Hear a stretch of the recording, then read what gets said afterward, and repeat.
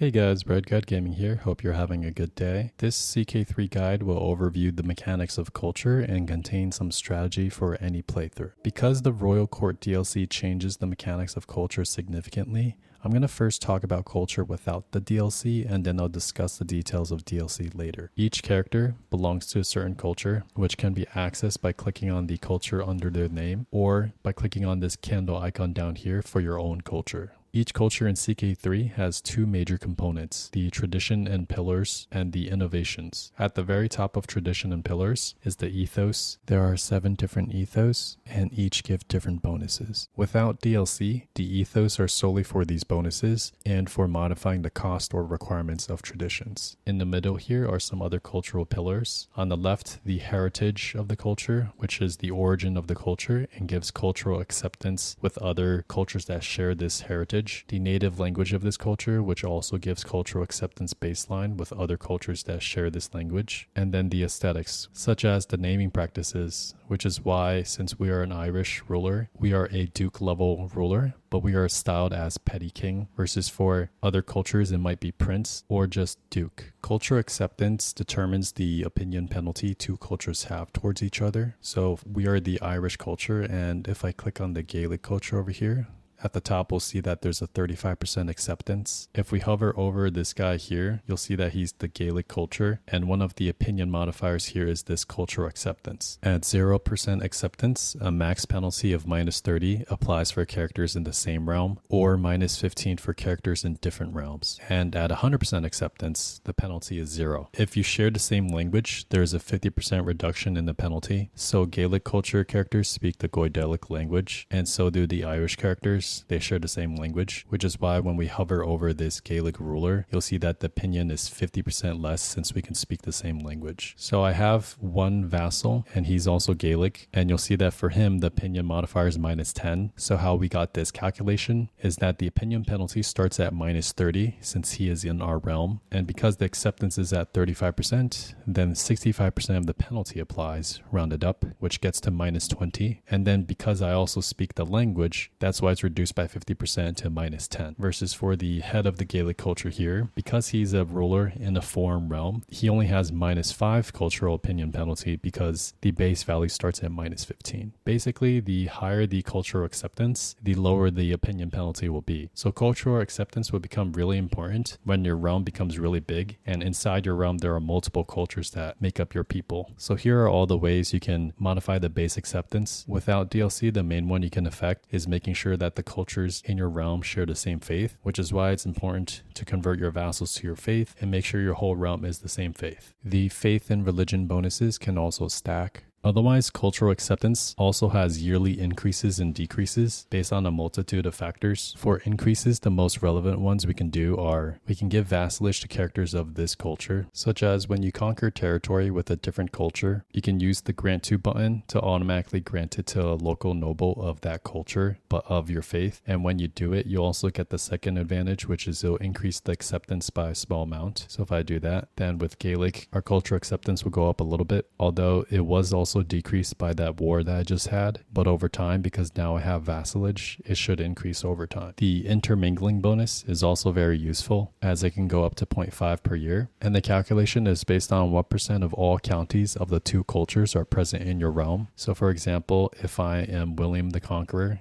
and I control the land of England here, then all of the Anglo-Saxon culture counties are in my realm, and so is the Cornish counties. So if I click on the Cornish counties, you'll see that the intermingling is at the max. Versus if we come back to the Petty King Merchad over here, I only control a portion of the Irish counties here through my lands, and I only control one small piece of the Gaelic culture. So if I look at the intermingling bonus, it's actually very small. So to increase the benefit there, I'm going to have to conquer all of the Irish counties and also all of the Gaelic counties. But that's what I'll probably do anyways if I'm trying for the Empire of Britannia. Some other things you can do are in the learning tree. The open-minded perk will give you a lot of bonuses for different cultures and cultural acceptance. So this is very useful if you have a very large multicultural realm. And lastly, another easy way to reduce this cultural acceptance penalty is if you right-click the character, you can learn the language of the character. This is going to mainly depend on your learning and also your bishop's learning. This can take a few years to finish, and after you've successfully learned the language, then a little lip will appear here and it'll tell you which languages you know. So now if I go and check that vassal, you'll see that the culture acceptance penalty has been reduced by 50%. You'll also notice that you have a limit of how many languages you can learn, which if you hover over the text, it'll tell you exactly how the limit is determined, with most of it due to the amount of learning you have. The next section here are the traditions of a culture, which represent the main customs of a culture and give different bonuses and modified gameplay, such as pastoralists will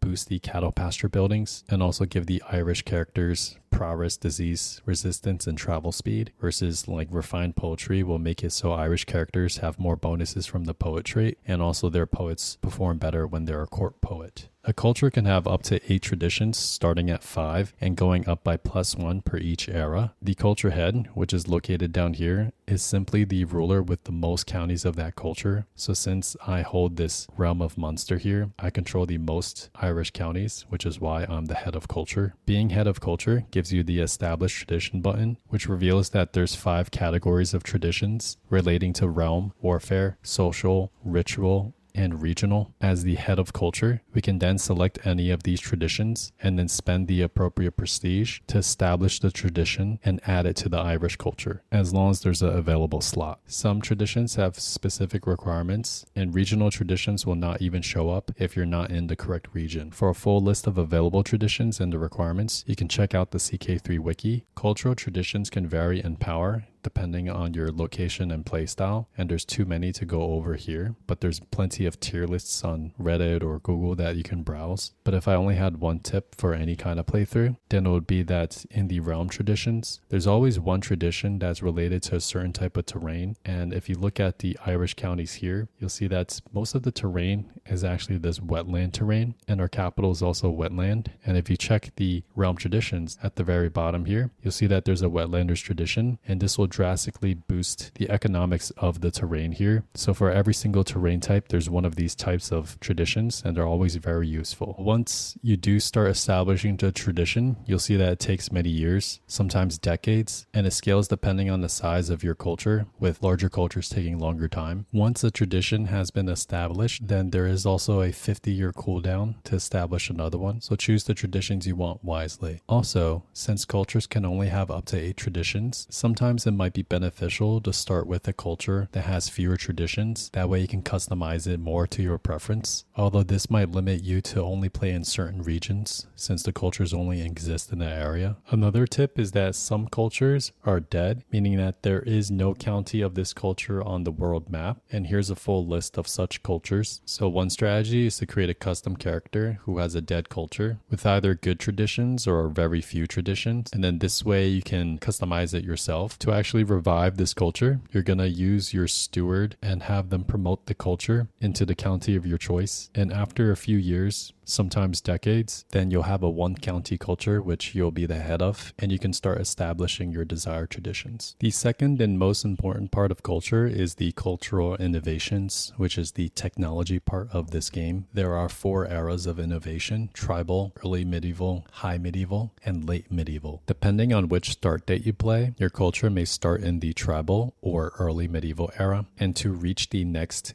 era, you need to research at least 50% of the innovations of the previous area. So right here it says we need to get 1 more tribal era innovation, and the date needs to be past 900 AD for early, 1050 for high, and 1200 for late. Tribal governments are also locked into the tribal era, so even if the date is correct and we have all the innovations researched, we won't be able to progress into the next era. So it'll be important to transition if you want to access advanced technology, but more on this later. For the innovations, there are military, civic, and regional innovations, and the innovation will unlock either bonuses for a culture's character or for the buildings that are inside the counties with that culture. For example, in the military section, the mots will unlock the fortification buildings, and the barracks will unlock the military buildings, versus onager and quilted armor will unlock certain men-at-arms that you can then recruit in your military tab, or like Banis, which gives reinforcement rates and unlocks the March feudal contract. Another key is that the holdings culture determines the availability of the upgrades, not your person's personal culture. So if I conquer a new county and the culture is technologically behind ours, then I won't have access to the more advanced technologies. I can again go to my council and use my steward to promote my culture into this county, and that way this county can have access to the stronger technologies. For building upgrades, when you're in a feudal or clan realm, you'll have a castle building that has up to 4 levels, and the buildings themselves have up to 8 levels, and duchy buildings will also have up to 3 levels.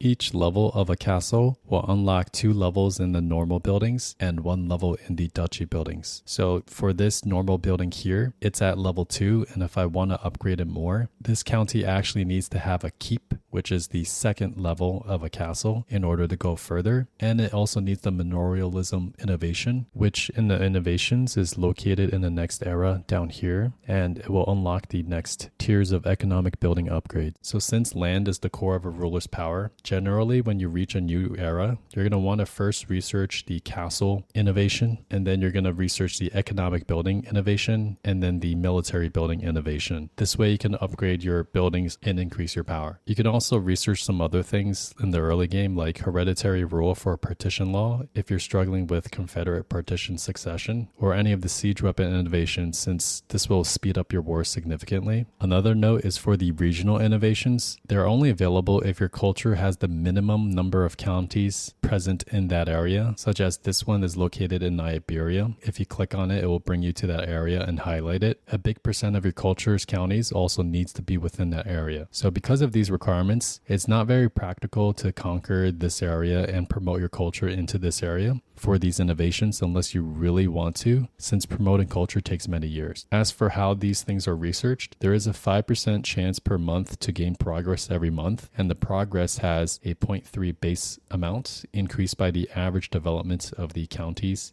of your culture. So having highly developed lands is one way to increase this research speed. As you can see, it'll take more than 400 years. Some quick ways to increase development include you can use your steward to increase the development in the counties that you control. You can also construct buildings that give development growth. In the stewardship tree, the centralization perk will increase development in your capital. Another strategy for rapid development is coming back to this example of having this one county culture. By having only one county with my culture, it's a lot easier to focus development onto this county only. And if your development is high enough compared to your old culture, you'll see that the innovations that are in my culture are going to take about 247 years with 0.66 progress, because the development's about 0.36. Versus if you look at the larger Anglo-Saxon culture, you'll see that it's going to take almost a whole century longer, because the average development is 0.16. So having a small, super developed culture is going to already boost this speed by a lot. However, even without doing this single county culture, there are 2 other ways to increase the research speed. The first one is to have exposure. So one innovation will randomly have this exposure that gives it a 40% increase to the chance of progress. And you see that this is only going to take 27 years versus without that 40% boost, something else is going to take 200 years longer. The innovation that does get this exposure bonus is picked at random and depends on nearby cultures that have the innovation or cultures that share your religion. So there's nothing you can do to control this one. The second way to increase research speed is for you to be head of culture. And then down here, you'll see that there's a fascination. You can select one fascination, and this will give a fascination bonus. This fascination bonus has a 20% base plus 1% per learning. So my ruler has 5 learning, which is why my fascination chance is 25%. And again, the research speed is only a few decades versus the other ones are a few hundred years. And we can increase this fascination bonus even further by having a ruler with high learning. So we can educate our heir with the learning education, so in the future he'll be a good researcher. We can also marry a wife who has a lot of learning, and if you go into your council, you can have her go for patronage, and this will increase the fascination bonus by a good amount. You can also go into the learning lifestyle, such as for scholarship focus, giving you the biggest learning boost, and it also increases development growth. And in the scholar tree, the scientific perk will increase the fascination bonus by 20%. So once I have enough to get this learning perk, you'll see that the fascination bonus currently is 38. And then once I get the scientific perk, now the bonus is at 45%. And that also shaved off a few years. You could also select the fascination with the exposure chance, and this will actually stack the 2 chances, and it will drastically speed up the research. But you should only do this if the innovation that has exposure is the one you wanted anyways, because you'll still be wasting 12 years of progress that could have gone to the one that you wanted. So in summary, Additionally, the innovation research is very important to unlock bonuses for your counties and also characters. And you want to have a very developed culture for the fastest research speed. And you should also be the head of culture so you can actually pick the ones that you want. And you should try to get as much learning and also get into the learning tree if you want to make this research speed as fast as possible. So for tribal governments, since these guys are locked into the tribal era, what it means is that even though if you have the appropriate amount of research and it's the appropriate date, you'll see that the next era does not progress versus someone who is feudal, such as Alfred over here. He is feudal. His culture will actually start progressing into the next era and he'll have access to all of these technologies. And probably the biggest one is that the tribal hold building is actually a lot weaker than a castle and only has 2 upgrades. And also the amount of buildings available in a tribal county are much less and only go up to level 2. So over time, the feudal buildings will be much stronger than the tribal buildings. So for a tribal run to stay relevant, they're going to want to take the adopt the feudal ways. This will make it so that your government changes to feudal, or if you convert to an Islamic faith, you'll have access to adopt clan ways. Either way, the requirements are the same. You're going to need absolute tribal authority. Your faith needs to be organized. You need the appropriate level of fame. The development of your capital has to be greater than 5, and you need to have researched at least 70% of all the military and civic innovations. As you're getting ready to take the decision, I do recommend you stockpile at least 5,000 gold, since once we take the decision, you're going to notice our income in military is going to go down a lot. So you see my military went from like 1,800 to only 500, and that's because tribal vassals provide a huge amount of taxes versus feudal clan vassals provide very minimal. But they will eventually provide more in the long run since they can develop their lands more. But that's why I recommend you have a big stockpile of gold. That way you can quickly develop your lands with stronger buildings to boost your income and military and use your money for mercenaries in case you get attacked. So that was everything about culture without the Royal Court DLC. And now I'll discuss the major changes that the DLC does to culture. So there's 3 pay to win features. The first feature is instead of the establish button, you'll have the reform button. This will let you not only add, but also replace old traditions, allowing you to customize your culture to the max. The same cooldown and costs do apply, and replacing is a little more expensive than adding. Another change is that you can also change the ethos of your culture for a big amount of prestige if you wanted to get different bonuses, or if you needed a different ethos for certain requirements. Different ethos also give you different access to court types. So inside the royal court itself, in the court grandeur, on the left hand side there is a court type, and depending on the ethos you'll get 2 different options, and these will also have different bonuses. And lastly, you can also change your martial custom depending on your available gender law. The next feature is you can diverge your culture to form a new one. This requires you to have at least 1 county with your culture in your realm. So if my realm is over here and we are Norse culture, we are very far away from our homelands, so you're going to need your steward to convert a county to your culture. And once they do, you'll get the option to diverge culture. So one reason to diverge is because our homelands are so far away, it might be impractical to conquer back into our homeland to become the head of culture. This way, when we do diverge, we will form a new culture and we will be the head of that culture. The other nice thing is, as you can see here, you can customize your new culture a lot. You can change the ethos to whichever one you like, and you can also change the martial custom if you have the appropriate gender law. You also can change the traditions. If you have enough prestige, you can buy your perfect custom culture if you can afford to. And the final bonus is you'll have a 1 county culture, which again is the easiest to increase development for, and therefore research speed. You can only diverge every 100 years. And the last option is with 40% culture acceptance, you can form a hybrid culture with another culture that is present in your realm. So my realm right here has the Swedish and Irish cultures, and I've gotten enough acceptance that I could form a hybrid culture. One of the best things is that it will share the innovation progress. So our new culture will have these 4 new Irish innovations, and that's because the Irish culture has researched them versus our Swedish culture has not researched them. So this can let a less advanced culture quickly catch up to a more developed culture. You can then pick the pillars of either culture. The heritage also is sometimes important for enabling certain special decisions. So you can check the CK3 wiki list. You also get to pick a mix of traditions from both cultures and keep only the ones you want. So I can pick up to 6 from either culture. Hybridizing is also the only way to get traditions that can't be formed normally and are only locked to certain cultures. You also get to pick aesthetics for the last page. And finally, the acceptance between the two cultures will become 100%. So once we form that culture, we'll see that the acceptance is 100%, but it will decay as normal. We also can't form a hybrid culture with one that shares our heritage. So if I look over to the Norwegian, you see we can't hybridize with them since our culture is also North Germanic in heritage. There's also a 50-year cooldown for hybridizing as well. So you can see the DLC's features drastically improves the flexibility and strengths of culture, but even without the DLC, the regular features of culture are enough for you to form a strong empire as long as you learn to properly research innovations. And that's everything I have to say about culture. If this video has helped you, please consider subscribing and liking this video. It helps me tremendously, so thank you very much. You can check out my channel for other guides and leave a comment if you have any questions or want to see a specific topic discussed. Thanks again from Bread God and hope you have a good day.